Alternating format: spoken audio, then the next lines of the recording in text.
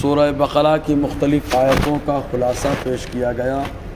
ابھی اپنے سامنے جو آیت کریمہ ہے، اس آیت کریمہ کے نزول کے تعلق سے علامہ اسماعیل حقی علیہ رحمت و رضوان ارشاد فرماتے ہیں کہ ایک مرتبہ نجران کے کچھ عیسائی حضور صلی اللہ علیہ وسلم کے پاس آئے اور وہیں پر جو ہے کچھ مدینے کے اطراف میں رہنے والے یہودی بھی موجود تھے۔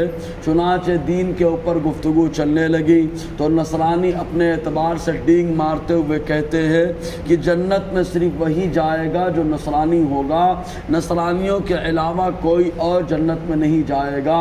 اتنے پہ یہودیوں کو جو ہے خراب لگا، ان لوگوں نے کہا جنت میں صرف وہی جائے گا جو یہودی ہوگا اور یہودیوں کے علاوہ کوئی جنت میں نہ جائے گا۔ چنانچہ لوگ گفتگو کر رہے تھے، اللہ تبارک و تعالیٰ نے حضرت جبرائیل علیہ السلام کو حکم دیا، وہ فوراً اللہ تعالیٰ کا پیغام لے کر حضور صلی اللہ علیہ وسلم کی بارگاہ میں آئے اور آنے کے بعد پوری آیت کریمہ سنائی اور ارشاد فرمایا کہ اللہ تعالیٰ فرماتا ہے تلک امانیہم، یہ خالی ان کی آرزویں ہیں، تمنائیں ہیں جو اپنی زبان سے یہ لوگ نکال رہے ہیں، اور اگر اس پر کہ یہ لوگ جنتی ہیں تو کوئی دلیل ہونی چاہیے، اور اگر کوئی دلیل ہے تو یہ لوگ پیش کرے، ورنہ تو جنت میں کون جائے گا۔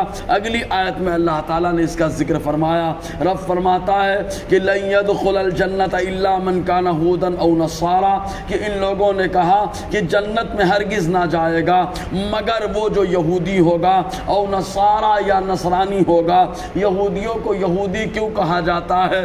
اس کی وجہ تسمیہ کے پیش نظر دو باتیں پیش کی جاتی ہے۔ پہلی وجہ یہ ہے کہ ہادہ یہودوں سے بنا ہے، اس کا معنی ہوتا ہے توبہ کرنے والا، تو یہودی کا مطلب ہوتا ہے توبہ کرنے والا۔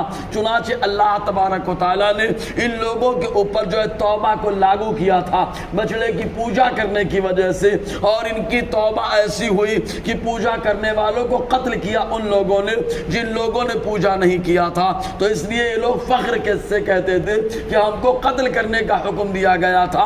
اس انداز میں ہم لوگوں نے توبہ کی، اور اسی توبہ کے پیش نظر ان لوگوں نے اپنے آپ کو یہودی کہنا شروع کر دیا، یعنی توبہ کرنے والا۔ اور دوسرا قول یہ ہے کہ اس وجہ تسمیہ کے پیش نظر کہ یعقوب علیہ السلام کہ جو ہے 12 بیٹے حضرت یوسف علیہ السلام کو ملا کر ان میں سے جو سب سے بڑے تھے ان کا نام یہودا تھا، اس یہودی کی طرح منسوب کرتے ہوئے وہ لوگ اپنے آپ کو یہودی کہتے ہیں، او نصارا یا جو نصرانی ہوگا۔ اب نصرانی کو نصرانی کیوں کہا جاتا ہے؟ اس کی بھی دو وجہ بیان کی جاتی ہے۔ پہلی وجہ یہ کہ جب حضرت عیسیٰ علیہ السلام نے یہودیوں کی طرف سے شرارت کو محسوس کیا تو آپ نے کہا تھا من انصاری الی اللہ، اللہ کی بارگاہ تک میری مدد کرنے والا کون ہے؟ قال الحواریون، قالت الحواریون نحن انصار اللہ، تو حواریوں نے کہا ہم اللہ کے مددگار ہیں، یعنی اللہ کے دین کے مددگار ہیں۔ تو جب ان لوگوں نے کہا، اسی نسبت سے ان لوگوں کو نصرانی کہا جانے لگا۔ اور دوسرا قول یہ ہے کہ جہاں پر حضرت عیسیٰ علیہ السلام کی ولادت ہوئی اس جگہ کو بیت الناصرہ کہا جاتا ہے، اسی نسبت سے یہ لوگ اپنے آپ کو نصرانی کہتے رہے۔ بہرکیف تو اللہ تعالیٰ فرماتا ہے کہ یہ لوگ کہتے ہیں کہ جنت میں ہرگز نہیں داخل ہوگا مگر وہ جو یہودی ہوگا یا نصرانی ہوگا۔ رب فرماتا ہے تلک امانیہم، یہ خالی ان کی آرزویں ہیں۔